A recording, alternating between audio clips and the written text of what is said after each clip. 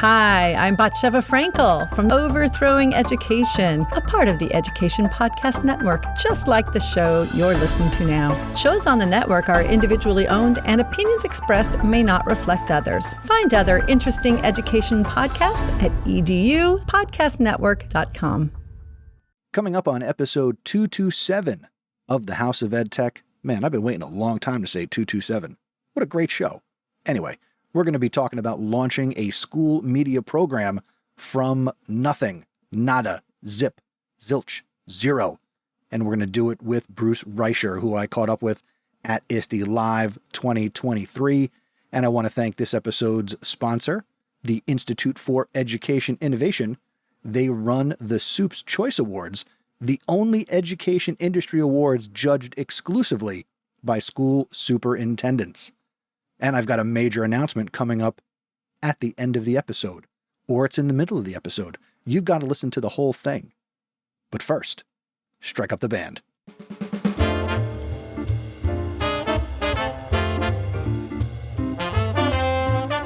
Welcome to the House of Ed Tech. My name is Chris Nessie. The House of Ed Tech launched in 2014, giving me the opportunity to speak with teachers, leaders, and creators so you can more effectively integrate technology, strengthen your pedagogy, and have more confidence in your classroom and school so you can make an impact. Get involved with the podcast by visiting my website, chrisnessie.com. Using technology isn't difficult, and this is where it begins. This is the House of Ed Tech. If you're a brand new listener, welcome aboard. If you're a returning listener, welcome back. I am so thankful that you are here, making House of Ed Tech a part of your anytime, anywhere professional development. Summer is hot as I record this in July of 2023. And if you're listening to this in the future, it was hot in July of 2023. Very excited to bring you today's episode. This is going to continue a string of, or a series of episodes with conversations that I captured at ISTE Live 2023 back in Philadelphia at the end of June of 2023. Today's episode is a great conversation that I had with friend of the podcast, Bruce Reicher.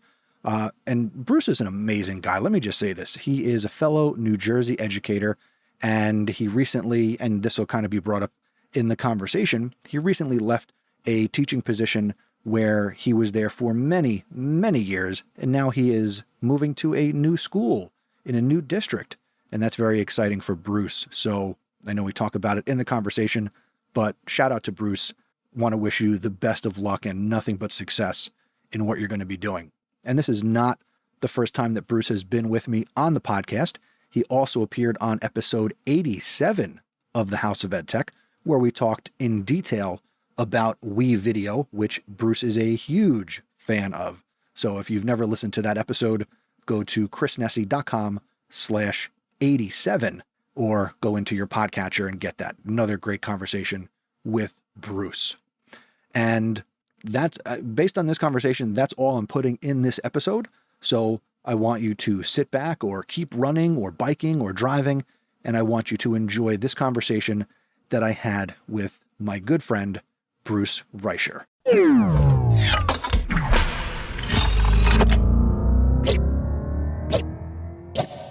All right, I am on the expo floor at ISTE from the, I'll say it, the House of Ed Tech Canva mobile studio here on the floor at ISTE 2023, and I am joined by friend of the podcast, friend of mine, the incomparable Bruce Reicher. How many shows? I've done a lot of TV shows with students, and it's awesome. We're sitting in Canva, and awesome to be at ISTE.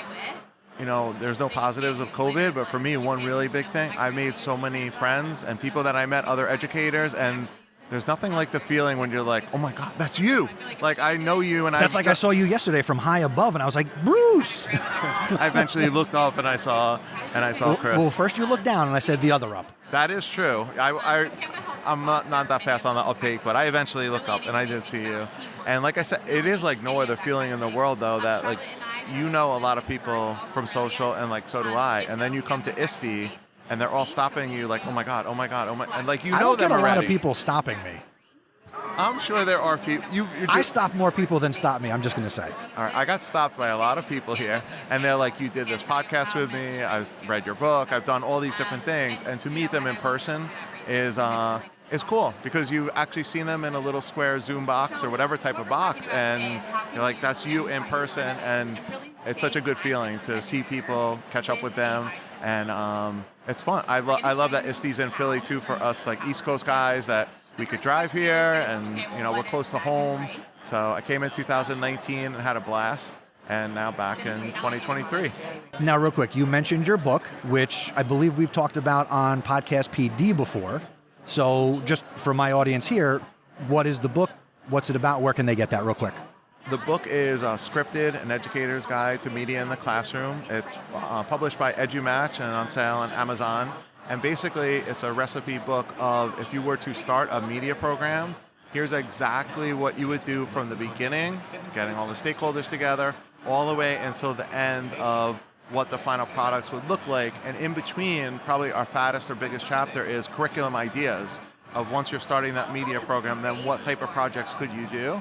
And it's a cool media story, social media story. The two other authors, Paula Niedlinger and Randy Tomes, are from Indiana. And I met them on Twitter because they were media production teachers. And they even go further than me. They have radio stations in their school, which elementary school kids doing radio, which I've seen. I'm still jealous of that. Is like, you see a kid in second grade with headphones and they're spinning records like at his school in Indianapolis. It's amazing. Like, I'm a little jealous. I'm still jealous I don't have a radio station yet. Now, funny you should say that, so good way to help me with the transition. You're about to embark on a new opportunity because you are this school year, 23-24, you're changing schools, and you're going to have the opportunity to put your money where your words were? I don't know what we would say. Pretty much. I'm switching school districts, go to another school district in northern New Jersey, and the school district I'm leaving, I've been there for 16 years. When I got there in 2007, the equipment was donated from the cable company, and no exaggeration, the cameras took VHS tapes because they were legacy equipment from the cable company, all analog. The school got this equipment in, I think, 2000, and it literally sat there for 7 years where I'm coming from. And luckily, I had worked that equipment before in a different district, and I still remember the interview. They're like, do you know how to work any of this? I'm like, I've done a show with it. And then, just took it from there, and 16 years later, I know as you 2,500 live shows later with COVID, it stopped me for a year. We don't count that. Put the asterisk. Little asterisk on the bottom. No, we ended up, luckily, building a TV studio in a school that we broadcast from every day, 10-minute live show, students doing everything. So you're the pure facilitator, kids on cameras, video switchers, on-air people, and it was amazing. And it became the culture of the school, like Cavallini Middle School, what happened on CTV today. That's how the kids would know what clubs to sign up for, where to go. We would either do interviews or video features every day to highlight the school and community.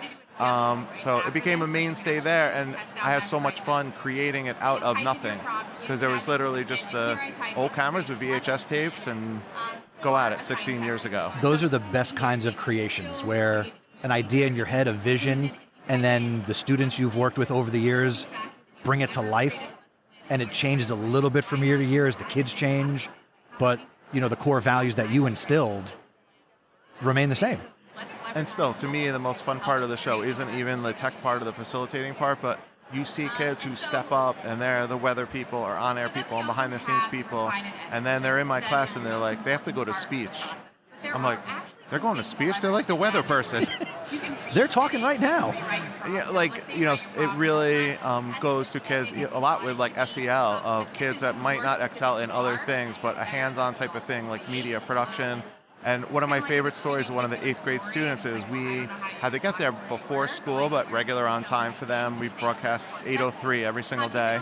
The student comes lumbering in, super tired. I'm like, are you okay? He goes, this is the earliest that I've woken up in 3 years. I have my 2 high school students that have been with me now. They're going to be seniors this year, so since they're sophomores, they come to school along with me earlier than a lot of teachers. I go live with my Zebra show at 7:15, and they're in school by 7 o'clock. you talk about retention and like attendance and all that. Like I have kids who they're late the whole year, except when they do like CTV. So I think that's like the best, testament that kids enjoy it. And the best I can do, make a risk-free environment. They get to choose if they're on air, behind the scenes, and just go live. And, if things don't work out great that day, then you come back the next day and you do it live. And it's very like low stakes of we don't expect to do a perfect show. I actually like doing it live, that they got one shot to do it. And I even tell them all the time, if you stumble like a little bit, like just keep going, because the people who are watching, they don't know. You might know that you said the wrong word, but just keep rolling. And a lot of lessons like that. And I'll tell you, the SEL is like amazing because it fits all different types of learning styles doing media production. Now, in this new role, you must be walking into a school that has equipment and is ready to hit the ground running, right? Not so much. Not? Okay.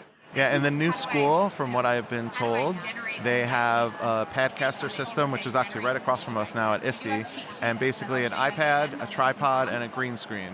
And that's it. All right, so that is one step up from nothing. What are you going to do? And real quick, before you go, for you who's listening, if you don't have anything or you have this bare bones type equipment, get your pencils and pens ready, or listen multiple times. Bruce, drop the knowledge.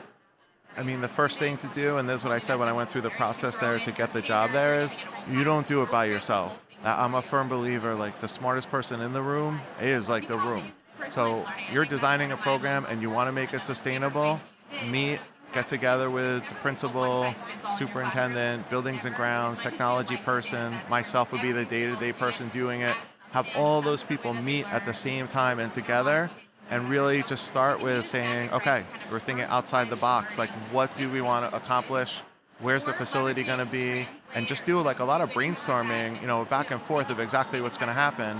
And I know in the role when I did this 16 years ago, I was like the practical person of them saying, let's get the highest end equipment and we're going to build it up against this wall. And I'm as a practical person, I'm like, you can't build it against the wall. And they're like, well, why not? I'm like, there's going to be problems with the equipment. You're going to have like brownouts. You're going to want to get behind it. So I'm like the day-to-day person that knows exactly what to do. But now I'm also in a new culture in this place, which I have no idea, what the culture of that school really is. So you want to involve all the stakeholders, and I think that's how you make it sustainable. And in past schools, I did a similar thing where we actually took a full year or 6 months during the school year. And like this school too, we won't broadcast even until June. So instead of rushing just to get all the equipment and hook everything together, you plan everything out, you have it aligned with the curriculum, and you take your time, and you hear from everybody in the room. And a lot of times, interestingly enough, like, the buildings and ground person might come up with the best idea that's curriculum, because it's just like an open forum of, let's just, start planning it out. And I'm comfortable that the school district I'm going to, they're like, the second year, do a TV show. The first year, just start teaching kids about media, because they don't have any of that. And I'm going to roll it in with digital citizenship and media lessons about digital citizenship. If we do podcasts, things with video, and Canva, which we're in the Canva booth right now. Canva is going to be the main tool along with WeVideo, and I'm a firm believer of that's it. Like, I know there's tons of other programs that could do third-party things, You're but right. Yep. Keep it what you know, but also just keep it simple. And they're a Chromebook school, and I know that those two things will work well on a Chromebook. And really, to answer your question, like, step one is just, let's just meet, and we don't have to be in this room. We don't have to be in this space. Let's start getting different ideas of what we could do. And even in the interview process, they're like, what could you envision the show will look like different than what you do? And what I've done for 16 years? And my answer is, I have no idea. Because I don't know. And that's a great answer. Yeah, I don't know what strengths that school has, and I know some of the things they want to highlight, but it could be a totally different show with different segments than I've done for 16 years, and I'm comfortable with that it could be totally different, and I'm excited for the new adventure. Just hearing about it sounds exciting. So you talked about some of the curriculum type stuff you would do if you're going to focus on that type of activity in year one. What does September, October, what does the beginning of the school year look like when you want to lay a foundation for this? Well, the focus in the beginning for me is going to be the classroom part and the curriculum part, and the actual broadcasting and publishing part will come later, even later, maybe the following year. That the first year will just be a 1 to 2 minute show every week, just highlighting things in the school and starting out really slowly and just getting really started with classroom things. And for people who are listening out there to your podcast, I'm not talking about expensive things. I'm talking about $9 headphones, splitters, cameras, Canon doesn't make them anymore, like a little consumer camera, so I might switch to Panasonic, but cameras under like $300, like not expensive things, but to give them the tools they'll need to start going out and, shooting proper video and all the techniques that come with that. And, part of the scripted book really was like some people were literally like in a closet. That's where their TV studio was, and the space doesn't... That's my podcast studio at school. It was a textbook closet. The space doesn't matter, right? It's your creativity. It's what you could bring to it, what the kids could bring to it, getting a lot of their input, with their ideas. And I'm excited to build it. So the focus in the beginning will really be the curriculum and the class, and kind of on the back burner for year 2 is to build like an actual studio and do like a live broadcast every morning. And in my own opinion, I think that's the right way to go. That I don't go in there, I start whatever day, August 28th, and say, don't worry, by Halloween we'll have a show, because it's just going to be honest, too much. Part of me thinks you could do that. It would work. And part of you has to be itching to get back to the thrill of doing the show. Part of me does, but you know what? COVID, in a good way, taught me to be patient. We didn't do the show for a full year. I taught remotely for a year and a half. And this reminds me, the shows I'm going to do there, of like a COVID show in terms of it's going to be students live, like at a desk that you'll videotape them, and then you'll go in and out of stories about the school and say, here's what's happening today with, a lot of the things end up being in guidance, Red Ribbon Day and all different events in the school, and kind of put in 1 and 2 minute little tiny like video packages into it. We did that during COVID for a year and a half, and it was kind of cool during COVID, believe it or not, like kids in my own district, they're like doing intros to the show like on their boat, like at the Jersey Shore. So it actually gave like a different dynamic to it that wasn't in a school, and different things that you normally wouldn't see on the morning show of, where they were hosting. And luckily one student had a drone. It's like the opening of the show was now drone footage of the Jersey Shore, like really cool, really cool stuff. So in the beginning, there will be a short little show. To answer your question, maybe if this was me like 5 years ago or 10 years ago, I'd be like, I'm getting on the air the next day. And now I'm like a little bit more patient of just do it the right way. And basically it's like quality over quantity. I want to put things out there in the beginning that are very good quality instead of, banging out like every single day and be able to do a show. I'm very happy that, believe it or not, there's nothing there, because I think it's a lot more difficult when you walk into a studio that's there and you didn't wire it yourself. You don't know where things are connected. You don't know where microphones and cameras are plugged in. And when you create it yourself, which I'm going to do here, you can label everything. You know where the cords are. You have everything. It's, your vision along with other people's visions. And from doing podcasting, and the same with a TV show, things are going to go wrong. That everything's not going to go perfect with technology. And like I was explaining before, you don't want your equipment up against walls because you want to get into the power, even just to restart things. That's okay. And it's fine. If you build that, you want to make sure, that you can get back there. And I'm good with that.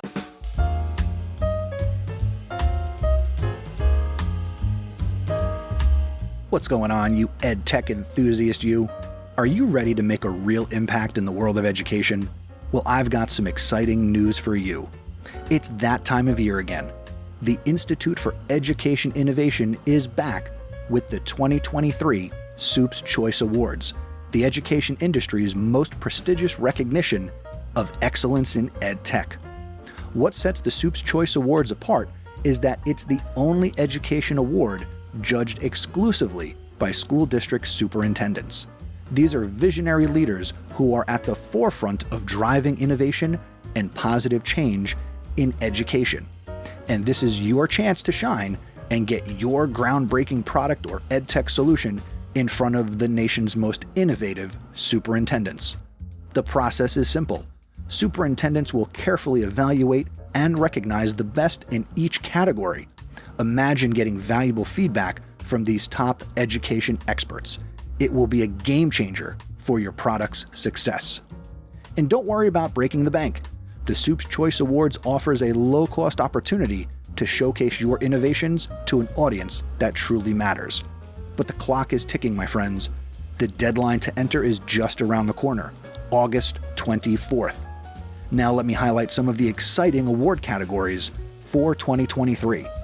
They're offering the AI-powered education solution, best gamification in learning, and excellence in special education, just to name a few. Whether your focus is on college and career readiness, family engagement, or keeping kids safe, there's a category for you to shine. So what are you waiting for? This is your moment to make a difference and impact in the lives of students and educators across the nation. Head over to the website soupschoice.com right now to learn more and enter the Soup's Choice Awards. Together, let's shape the future of education one innovative solution at a time. And don't miss the deadline, August 24th. And hopefully, we'll see you at the Soup's Choice Awards later this year. And thank you to the Institute for Education Innovation for supporting the House of Ed Tech. And now, back to the show.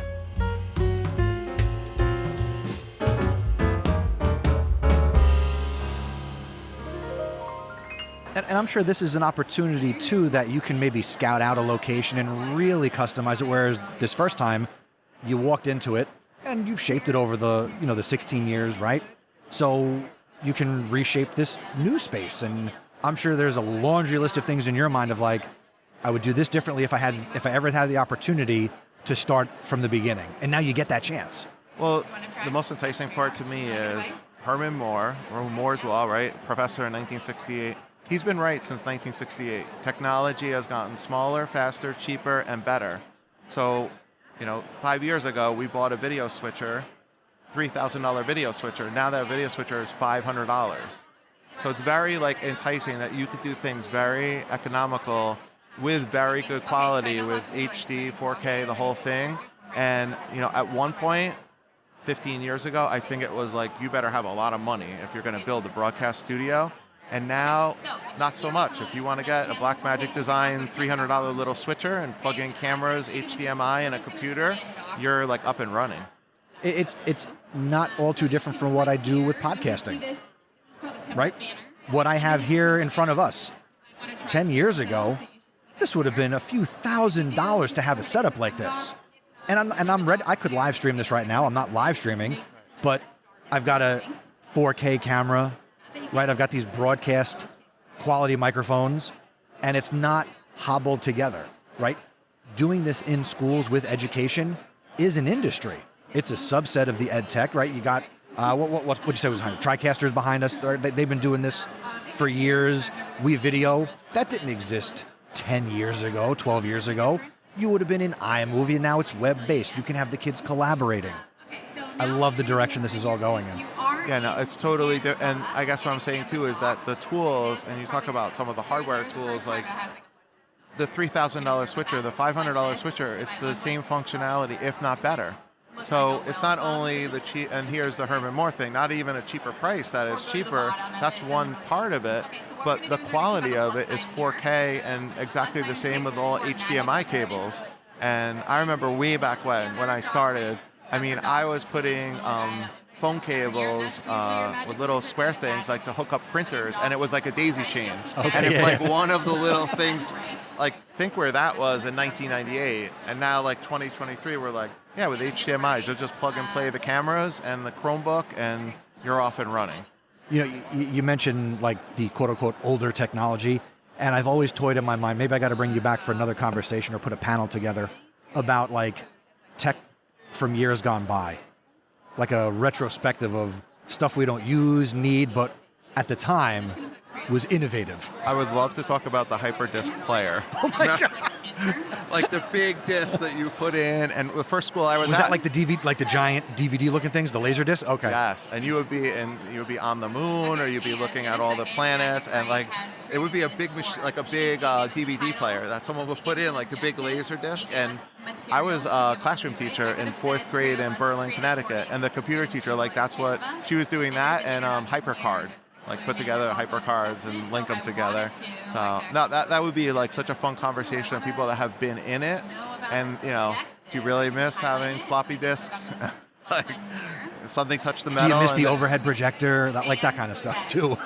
I never quite got the overhead projector, and I know people are experts at this, to write backwards like on it. As my kids math teachers were amazing. I'll tell you the one old thing, this could be a whole show that I miss, is the film projector when I was in school that had the beeps, and it would advance the film as you were watching it. Like when that came into your classroom. Bruce, you're a few years older than me. I don't quite follow. You didn't have that? No. And the proverbial cart, the TV that came on the cart with the VCR, you were like, yes, multimedia. Or the cows, today. Computers on wheels. I had one of my jobs on Wyckoff was taking care of the carts, the cows on wheels, and that was a whole job in itself. But it really is cool, though, to see like the technology progress. And as you said, exactly, even something with WeVideo, whatever tool that's web-based. I mean, for years and years, like I was in iMovie, and like not praying, but kind of like if the hard drive crashes, you're done. What? Your project is like bye-bye. So it is such a different dynamic that. Like a WeVideo, you could shoot on a phone, on a Chromebook, on anything. It all goes to the same account, and you can edit it in the cloud. And you have all of those advanced tools if you want to do green screen, opacity, all these different tools that they've come up with. It's incredible that they actually have that. And as you know, with your own kids and with my kids too, but more your kids, now there's not one student in our schools, K through 12, that didn't grow up with the internet. That's right. And YouTube. That's right. So it's a totally different student along with the equipment that they consume so much media. They might not know how to create all of it, but they certainly consume a lot of it that they know, good audio is what it's all about, even with video. They're not going to watch a YouTube video if the audio is they're not going to come back to it. But yeah, no, big advantage with all the equipment and subscription things that you could do. But it still comes down whether I'm doing, HyperCards back in the day, or I even did movies on KidPix at one point, like in elementary school. It still is the story, your creativity. Could you put these elements together to come up with something of whatever project or story you're telling?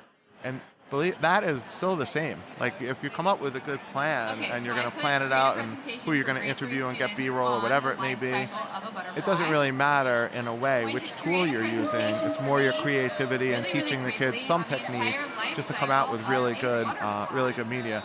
It makes me think about in 1993, I was in graduate school at University of New Haven. The internet, by the way, mentioned once the whole year, once. And I was in an elementary classroom, in a little first grade seat, using something called the Learning Center. And I typed every single graduate school paper in a little word processor, the Learning Center, which was a K through 4 product, but the same premise of, the paper was still fine. It was word processing, and you printed it out and did spell check, and it was an elementary product, but it didn't really matter. It was more your ideas and what you were going to put down on the paper, rather than I have the best word processor in the world, but what ideas am I going to put down on it? So I'll just go ahead and even a blank piece of paper on a typewriter needs somebody to hit the keys. It's not going to do it for you. Now we're moving into AI, so we're moving into a whole new world that we can, but even that, you have to be smart enough to know what questions to ask it to have it, spit back out the correct answer, whatever AI tool you're using. So it's not even so much write a curriculum for me. You better, know good questions to ask it and what group and how many weeks and that whole thing. And with my new job, I think that's a really important part of evolving technologies is you have to use AI in the class at some point. And I'm kind of intrigued, which I don't think is happening that much yet, but I think it will, having the students create their own AI apps of actually that's where it's going. Creating it instead of just typing something in and getting back an answer, and almost with the media, you're actually producing and creating something not just viewing something, which is okay, but you're tapping into your creativity of, let's see, what AI app you can come up with. I mean, they're all across the board now, and there's a million more every day. I love it. Bruce, congratulations on the new opportunity. For people who are not connected with you, and if they've been listening to this program, I don't know how they're not already, but how can people connect with you? The easiest way is on Twitter at Reicher, Breicher, or if they're going to a Met game, I'm still going to Met games. Oh, you poor man. I don't know when this is going to be broadcast, but right now it's not a good... When this goes out, there might be 15 games out of everything. I love the $3 ticket and $25 for parking. That's basically how they get you. That's basically it right now. Now, Twitter is the best way, at Reicher. And as you know, and you do the same thing, which is terrific, is anybody that reaches out, I'm happy to talk about, like, how can you set it up for your school if you're just starting from square one? And truly, it really is like your ideas and everybody's ideas in the room to create something. And you don't need a lot of funding and money to start. In fact, in this school, even when they asked me, they said, what are you going to start with? I'm like, they have Chromebooks. Chromebooks have a microphone. Chromebooks have a camera. Just start from there and, build it up from there. And again, the content is king, that the content has to be really good. And, you can have the most expensive camera or typewriter or whatever. If you don't have good ideas, it's not really going to matter. And I think even though kids watch a lot of media and consume a lot of media now in 2023, I'm not sure how much still they actually create, whether it's audio creation or video creation, that they actually do themselves. They're just more used to, and we do it too as adults, but watch the show and the show ends, it just rolls in another show and you binge watch or skip the intro. Watch a lot of things on YouTube. But, to create it and come up with the plan and go out and shoot it and edit it and all the great skills that come with it is definitely where I'm going to continue to go. And it really is tied into, and this is a little part of the book too, future skills. If you take a look at future skills that come out every 5 years, I think at one point when we wrote the book, creativity was number 8 out of the top 10. 5 years later, it was number 1. That's what employers are looking for. Forget about media, just overall. Could you go in and be creative and be a problem solver and work in a team and all of those things? And they fit in perfectly to any type, of media creation. So even if a student comes to my class and all they do is just, click Google Slides for the teleprompter, and that's the only thing that they do, they're still working with 20 other kids to produce the show. So they might not think, they don't go into it saying, you know what, I have good team building skills. I'm good at working with everybody else. But all the time, if one little piece of it is not hard to do, kind of goes, then it becomes a snowball effect. If teleprompter's not working, someone doesn't know, what to read, it can, start trickling out to everything else. Yeah, you're right. It speaks to something I've talked about here before, and I talk about with my own students is, some of you with different skills, some of you can crawl, some of you can walk, and some of you can run. As long as you're moving forward, you're going to learn something. And everybody starts and will move at a different pace and to a different place. No, that's an awesome way to look at it. And I think, too, as educators, and I know you do this, too, if I have a student in my class that runs faster than me, to use that analogy, come bring them up to be the on-air person, teach to other do the people. editing. Yes. Yeah, teach other people. And they know so many, my own kids too, they could take selfies better, they could shoot video better, everything on their phone, which, better than I can. And all I'm saying is that's okay. If you're starting out just in a regular academic classroom, the students are amazing, especially with technology. Let them, and when you do that with a student, you talk about SEL, the best feeling in the world is the teacher saying, could you come up here and show us on the camera how to shoot that way in a third or set up 3-point lighting or whatever it may be. You're making that student's day, and you might not even know that day or that month, but down the line, those are things that kids remember of, Mr. Reicher called on me and he had me come up here and, do a stand-up because I was doing it really well, and other kids could model it after that. And I think a lot of times students learn better from other students when they see somebody doing it. They might not be able to break it down like we can as a teacher, but just that it is one of their friends doing it. I think a lot of times it might go a little bit longer than, not that we're a broken record and they're not going to listen to us, but listen to their friends and progress with that. And I love when kids say, I'm not going to use WeVideo. Do you mind if I use Sony Vega or whatever? I'm like, right. go ahead. If you want to use it and do the same exact skills, Ultimately, go for it. nobody cares how the sausage is made. Nope. Right? Doesn't matter. It doesn't matter which tool you're using, and that goes back to like the Writing Center. You know, when I'm using the Writing Center, Google Docs is so much more powerful. Once you printed out that paper, who cares? It doesn't. I was just glad that, talk about old technology, I got away. Was it a dot matrix printer? It might have been.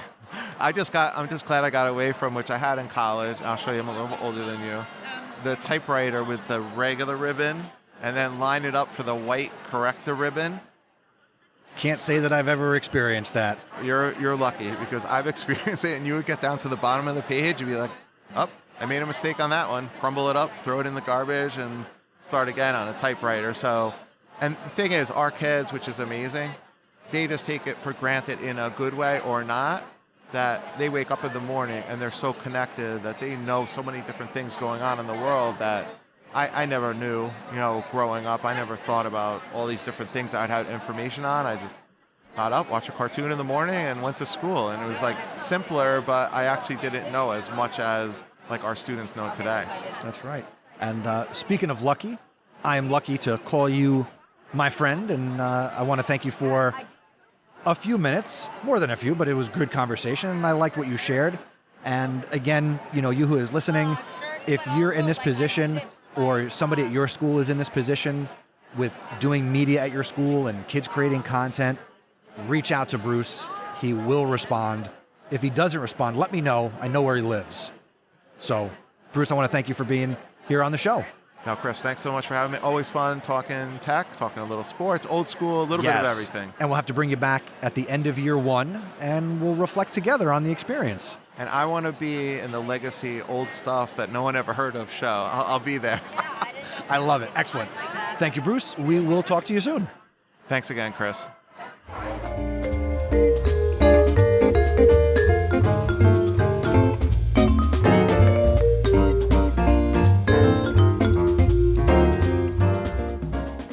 I hope you enjoyed that conversation that I had with Bruce as much as I did having the conversation. And as I said at the beginning of this episode, that was all I'm going to put in this episode, except that I want to make a nice, big, fun announcement here on the show.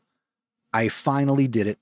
I finally finished a long-term project that I have been working on for probably 3, 4, might even be 5 years.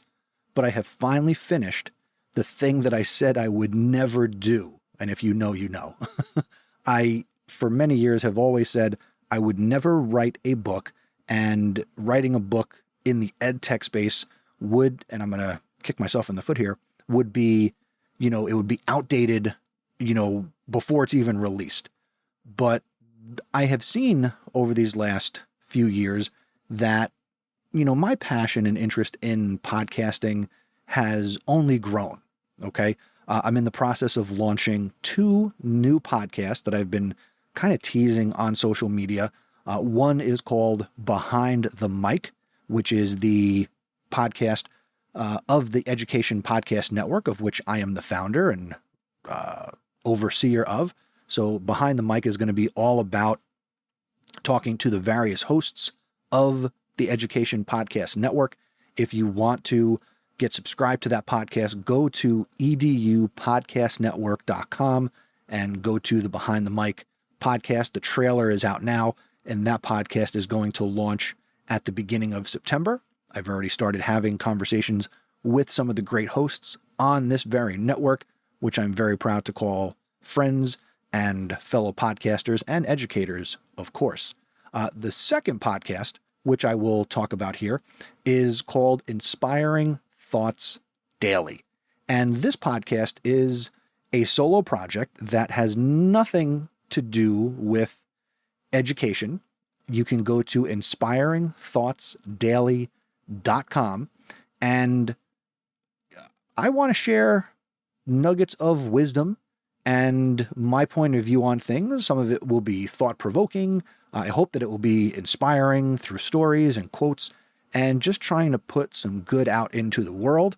And that is a personal passion project of mine. Again, this new podcast is called Inspiring Thoughts Daily. the trailer for that podcast is also available.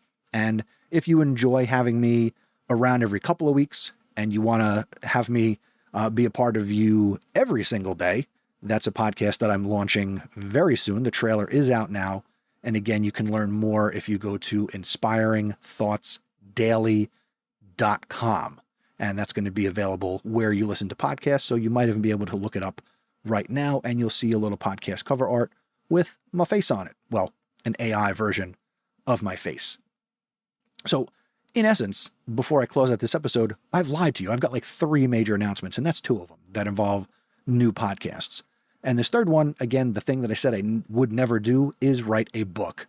So let me take the long way to me talking about I like to podcast, and you will too, a House of Ed Tech guide to podcasting. It's available physically and for Kindle coming up on August 16th. I have self-published this book, so I am doing this on my own, and I've been working on it for years, and I finally finished it. So if you're familiar with the Pod Journal, I self-published that, which you could find at thepodjournal.com. But this I Like to Podcast guide goes into how to podcast. So this is great for anybody at any level who's interested in podcasting. I did not just write this book for teachers and podcasting in the classroom. This book is for any human being who wants to podcast. So if you want to podcast, you want to get this book. If you want to have a resource to use in your school, this is a great written resource that you can share with students, okay? You can find out more if you want to pre-order for Kindle or you want to get this physically. Go to chrisnessy.com/I-like-to-podcast. Again, that's chrisnessy.com/I-like-to-podcast. You can order a physical copy now, and you can pre-order a copy for your Kindle. And I would love it if you would help support this, promote this if you buy it. I would love you to, share it out, leave a review on Amazon once you get your copy. Certainly, those are things that help the book to be seen by people. And I am just very, very proud of the work that I put into this. And I think if you're interested in starting your own podcast, this book will help you.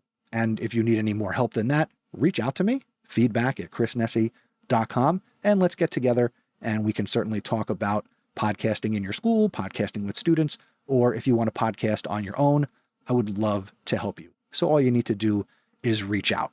Or better yet, get the book, chrisnessy.com/I-like-to-podcast. That's it for this episode. Let's put a bow on it.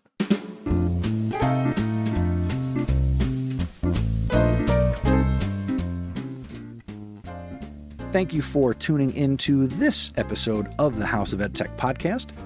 Episode 227 was a blast to create, sharing that conversation that I had with Bruce, and finally revealing to the world that my book about how to podcast is now available. If you're not already subscribed or following the House of Ed Tech, I invite you to click that button wherever you're listening to this. Follow, subscribe, and please continue to make this podcast a part of your anytime, anywhere professional development. To get the most out of the House of Ed Tech, be sure to check out the show notes for this episode. Go to chrisnessy.com/227. I also genuinely enjoy hearing from you, and I value your feedback and your perspective. Whether you have thoughts or questions about a recent episode or any other topic related to ed tech, don't hesitate to reach out. You could send me an email, feedback@chrisnessy.com, or leave a voicemail, chrisnessy.com/voicemail. Or consider, and I know this might be out there, but yeah, it's there. Do this too. Go to chrisnessy.com/discord, DISCORD, and join the Discord community for the show. Any input or conversation we have helps me create better content and improve the podcast. So please get your thoughts to me because I am truly eager to connect with you. If you know someone who would benefit from listening to the show, I really encourage you to share it with them. Spread the word on social media. Maybe you, Twitter is now X, so maybe X out the House of Ed Tech on social media, or maybe share it on Threads. I'm also there too at House of Ed Tech. Your efforts will help me reach a wider audience, and that'll help more people get value from the show. Thank you for helping me expand the reach of the House of Ed Tech. Lastly, I'd like to invite you to become an awesome supporter if you're getting value from the content. I'm incredibly grateful for the ongoing support from the following people: Jeff Herb, Peggy George, Dan Gallagher, Mike Messner, Matt Miller, Brian Carpenter, and Aaron Cummings. If you're getting value from this podcast and you would like to become an awesome supporter as well, go to chrisnessy.com/awesome. Your generosity goes a long way in helping me create the show. The next episode is going to be 228, and we're going to be exploring EdTech's impact on higher ed with Josh and William from the High Tech Podcast, another ISTE live conversation. And that's going to come your way on July 30th. Until next time, thank you for learning with me, and remember, using technology isn't difficult. Just give it a try.